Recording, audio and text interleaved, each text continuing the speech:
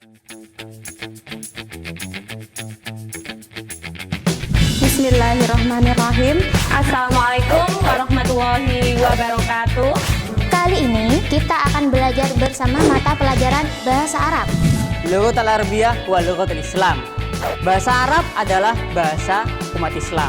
Barang siapa yang bersabar, Allah akan tinggikan derajatnya nanti. Allah akan tinggikan martabatnya di surga kelak. Subhanakallahumma wa bihamdika asyhadu an la ilaha illa anta astaghfiruka wa atubu ilaik. Wassalamualaikum warahmatullahi wabarakatuh.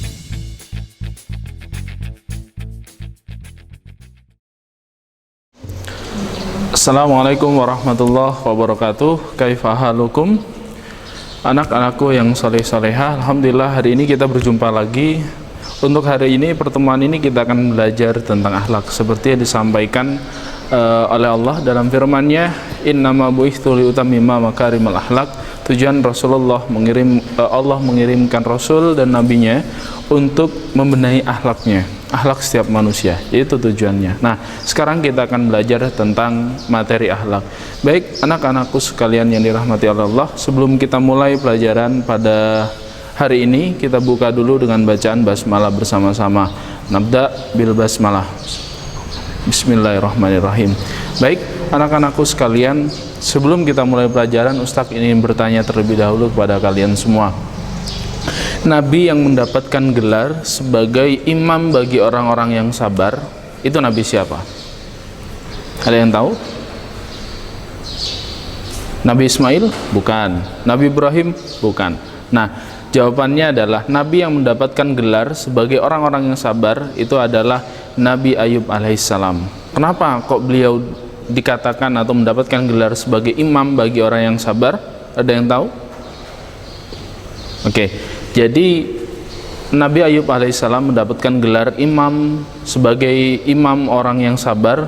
Ini karena beliau mendapatkan banyak sekali cobaan, akan tetapi beliau masih tetap meneguhkan hatinya, tetap bersyukur sekecil apapun atau sebesar apapun cobaan yang diterimanya, tapi beliau masih saja bersyukur. Nah, salah satu kisahnya adalah ketika Nabi Ayub mendapatkan cobaan yang dimulai dari putranya yang meninggal satu persatu, kemudian hewan ternaknya yang mulai mati, hartanya yang mulai habis, kemudian dijauhi oleh orang-orang terdekat, sahabatnya, saudaranya, tetangganya, kemudian bahkan juga difitnah.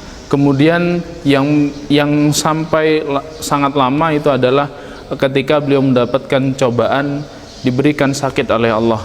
Jadi itu diberikan sakit hingga berapa tahun? Ada yang ingat? Ya, diberikan sakit itu hingga 18 tahun. Jadi 18 tahun beliau sakit, akan tetapi hebatnya beliau adalah tetap bersyukur. Jadi ketika beliau mulai dari putra-putranya yang meninggal satu persatu, beliau masih bersyukur. Kenapa? Karena masih diberikan keluarga, ada istrinya yang sangat baik. Kemudian hartanya yang habis, beliau juga masih bersyukur. Kenapa? Karena masih punya keluarga yang luar biasa. Kemudian hingga beliau sudah diberikan sakit parah, semua tubuhnya tidak bisa bergerak dikarenakan sakit, beliau masih bersyukur. Kenapa? Karena hatinya masih bisa senantiasa berzikir kepada Allah. Jadi itu luar biasanya Nabi Ayub alaihissalam. Jadi itu yang harus kita tiru. Kesabaran beliau menghadapi cobaan akhirnya membuahkan hasil. Ketika 18 tahun sudah terlewati dengan segala fitnah, dengan segala cobaannya, akhirnya Allah kembalikan nikmatnya. Jadi itu adalah sekilas bagaimana perjalanan Nabi Ayub alaihissalam. Jadi beliau mendapatkan gelar sebagai imam bagi orang-orang yang sabar. Maka kalau kita bisa bersabar, maka kita sudah secara tidak langsung mengikuti bagaimana jejak Nabi Ayub alaihissalam. Sebenarnya bukan hanya Nabi Ayub yang bersabar, tapi Rasulullah, Nabi kita, Nabi akhir zaman, juga termasuk orang yang sabar. Bagaimana tidak, bagaimana ketika beliau mendakwahkan Islam, mengenalkan Islam ke seluruh masyarakat, lapisan masyarakat, beliau dicaci maki, beliau dihina, beliau difitnah, tapi beliau juga tetap bersabar. Maka itu yang harus kita tiru. Baik anak-anakku yang sekalian, itu sekilas Nabi Ayub alaihissalam yang mendapatkan gelar sebagai imam bagi orang-orang yang sabar. Nah, hari ini kita akan belajar dulu apa sih sabar sebenarnya. Ada yang tahu? Oke, sabar artinya adalah sikap lapang dada, tabah dalam menerima segala masalah, dan juga bisa menghadapi. Jadi menghadapi segala masalah itu dengan tabah, sabar, itu sudah lapang dada. Sehingga apa? Sehingga ketika kita mendapatkan masalah sebesar apapun, kalau kita bisa menghadapi dengan sabar, dengan tenang, insya Allah masalah itu juga akan segera selesai. Jadi itu. Nah, sabar juga diartikan selain tabah dalam menghadapi masalah, juga bisa diartikan tekun. Tekun bagaimana? Tekun misalkan dalam menggapai cita-cita. Contoh, ketika kalian ada yang ingin punya cita-cita sesuai yang kalian inginkan, mungkin ada yang jadi dokter, kemudian ada jadi polisi, TNI, pilot, kemudian apapun itu yang ingin kalian capai. Ketika kalian menerapkan yang namanya sabar, maka kalian tekun dalam belajar. Oh, saya ingin jadi, misalkan jadi dokter, maka hari ini kalian belajar dengan sungguh-sungguh dan juga bersabar. Sabar, oh ya, misalkan ketika belajar kok tiba-tiba capek, males, maka timbulkan semangat dalam hati. Oh ya, saya ingin jadi dokter, maka saya harus belajar yang lebih giat. Apalagi sekarang anak-anakku sekalian sudah masuk di kelas 5. Kalau tahun kemarin kelas 4, sekarang sudah masuk kelas 5, yang menandakan bahwasanya anak-anakku sekalian itu sudah semakin dewasa. 1 tahun lagi kalian kelas 6.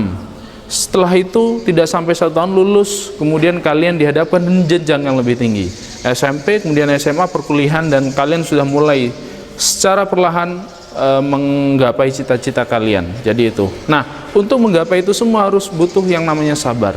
Jadi itu. Nah, apabila seseorang bisa menerapkan yang namanya akhlak untuk bersabar terhadap menjalankan segala hal, maka Allah menjanjikan beberapa kenikmatan.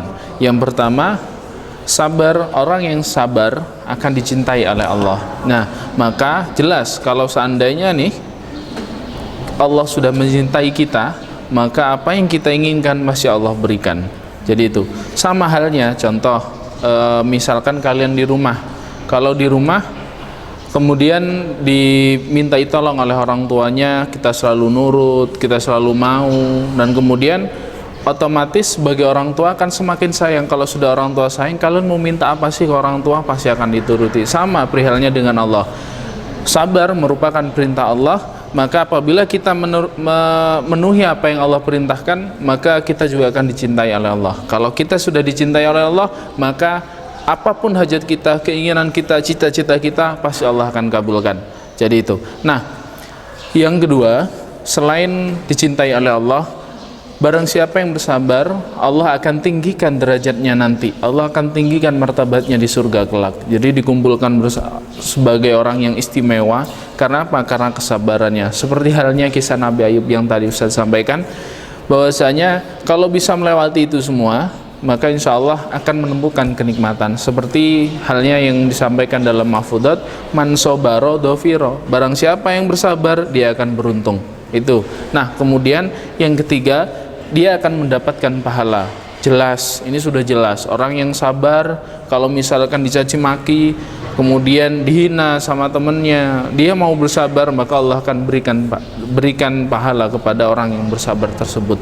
Nah, kalau misalkan sekarang, oh saya nggak terima Ustaz, kalau harus bersabar, enak saya dihina, dicaci maki dan macam-macam. Kalau kalian mau sabar, mungkin hari ini kalian belum bisa mendapatkan atau melihat bagaimana faedahnya, bagaimana kenikmatannya. Tapi nanti ketika kalian di surga nanti, maka Allah di sana akan balas, ya Allah akan balas di sana di akhirat kelak.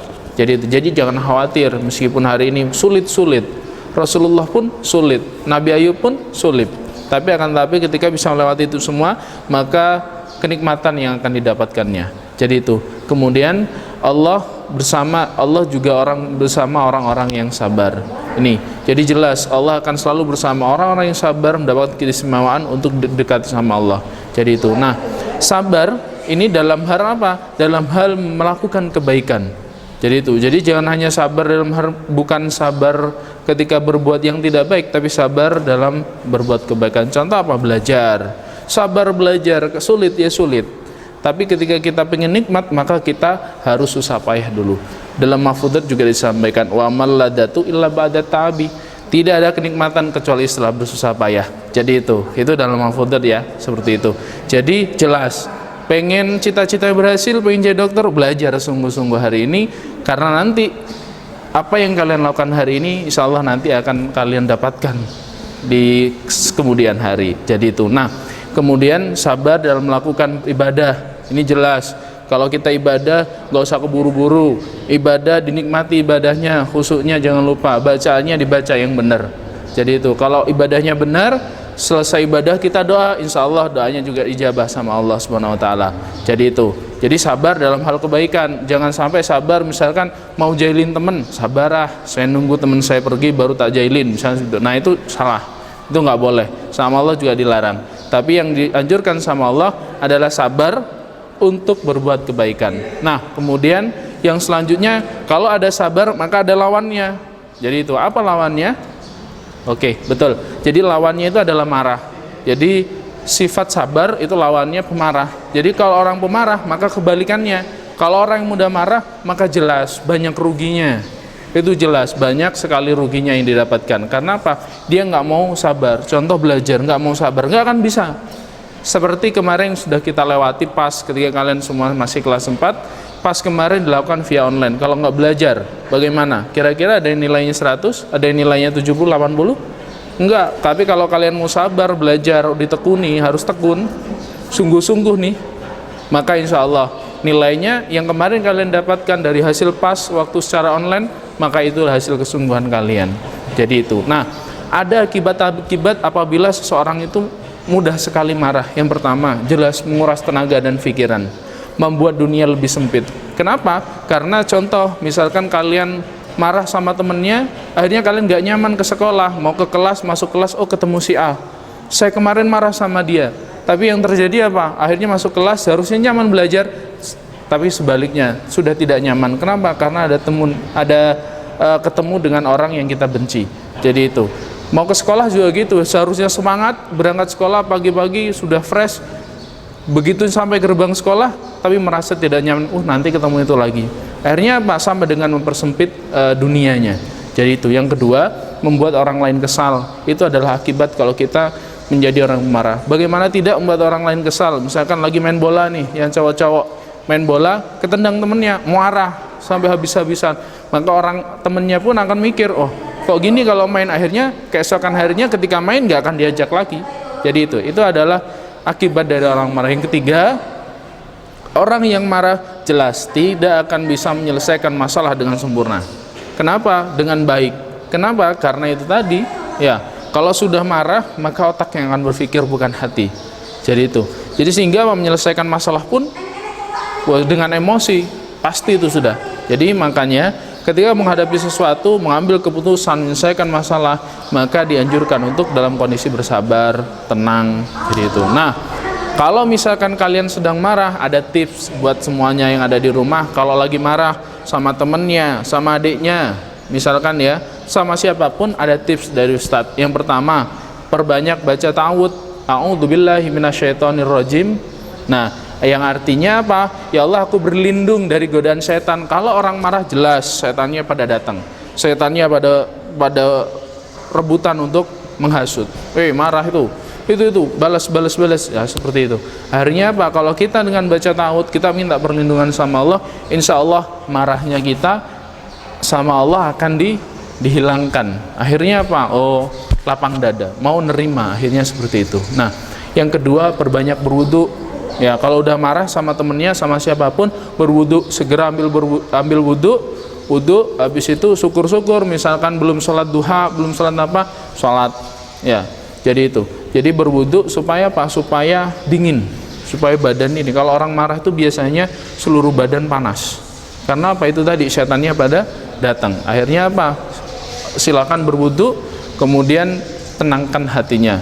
Yang ketiga, tipsnya dari Ustadz adalah mengubah posisi dari berdiri ke duduk. Itu juga penting. Jadi kalau misalkan main bola kok marah, atau lagi main yang perempuan main apapun itu, kemudian kok marah sama temennya, diem, duduk, tenangkan hati, baca ta'awudz, ya, baca istighfar boleh, silahkan. Jadi itu. Nah, kalau sudah tenang baru lanjutkan permainannya. Nah, yang ketiga, yang terakhir, yang keempat, tips untuk meredam marah itu adalah dengan bersujud. Ya, sujudnya juga milih-milih. Jangan misalkan nih anak-anak di lapangan main di lapangan, main bola, marah, oh sama Ustadz suruh sujud, tiba-tiba sujud di lapangan tanpa lihat tempat. Nah itu juga enggak. Maksudnya bagaimana cara bersujudnya? Kalau lagi marah, misalkan diem, maka segeralah diem, cari tempat yang nyaman, kemudian misalkan ke masjid, diem dulu di masjid, tenangkan pikiran, tenangkan hati, kemudian bersujud. Itu. Jadi itu ada beberapa tips dari Ustadz bagaimana cara kita meredam marah. Nah, untuk yang paling terakhir adalah apakah di Islam perbolehkan seseorang untuk marah? Oke, ada yang jawab boleh, ada yang jawab tidak. Oke, jadi diperbolehkan. Jadi kalau misalkan nih di Islam, di agama kita ini diperbolehkan seseorang untuk marah. Tapi ingat, marah dalam anjuran apa? Melihat perbuatan-perbuatan yang melanggar perintah Allah. Contoh, ada temennya yang nyuri ini, misalkan ada temennya di luar nyuri ini meskipun kecil, nah misalkan, maka ditegur, silahkan dimarahin, nggak apa-apa, tapi dengan catatan itu tadi melanggar perintah Allah. Jadi itu ya, jadi bukan nggak boleh marah, tapi kalau marah harus dengan hal yang baik. Marah pun harus marah dengan niatan untuk menegur temennya kalau misalkan ada temennya yang salah. Jadi itu ya, atau ada temennya sholat gurau kalau di sekolah atau di mana, misalkan di lingkungan kalian, ditegur ya, ditegur nggak apa-apa, tapi ingat, marahnya, negurnya harus dengan cara yang baik. Itu ya. Jadi anak-anakku sekalian dirahmati Allah, itu tadi materi kita tentang sabar dan pemarah. Ingat, sabar adalah menahan ya, menahan atau tabah dalam menghadapi setiap masalah. Kalau yang pemarah itu tadi ya, orang yang nggak mampu untuk menahan diri, sehingga dapat merugikan orang lain dan dirinya sendiri. Islam memperbolehkan marah, tapi marah yang baik. Marah yang baik, marah dalam artian jika melihat seseorang atau sesuatu yang melanggar perintah Allah Subhanahu wa taala. Jadi itu mungkin untuk materi kali ini anak-anakku sekalian hati Allah. Jadi silakan dicermati, dipraktekkan sabarnya ya. Jadi kalau mulai saat ini berusahalah kalau misalkan dapat sesuatu cobaan, ya, bersabar. Caranya itu tadi tips dari Ustadz, 4 tips dari Ustadz tadi ya, itu yang dipraktekkan. Jadi itu mungkin itu saja dari Ustadz. Terima kasih untuk anak-anakku sekalian atas perhatiannya. Semoga dalam lingkup saat ini, meskipun dalam kondisi harus materi jarak jauh seperti ini, tetap semangat untuk belajar, dan semoga kita senantiasa dilindungi dari Allah Subhanahu wa taala dari penyakit atau wabah yang saat ini sedang menyerang negeri kita tercinta, bahkan seluruh dunia. Ya, tetap bersabar, meskipun di rumah tetap belajar. Kita tutup dengan bacaan doa kafaratul majlis. Subhanakallahumma wa bihamdika asyhadu an la ilaha illa anta astaghfiruka wa atubu ilaik. Syukran ala ihtimamikum. Wassalamualaikum warahmatullahi wabarakatuh.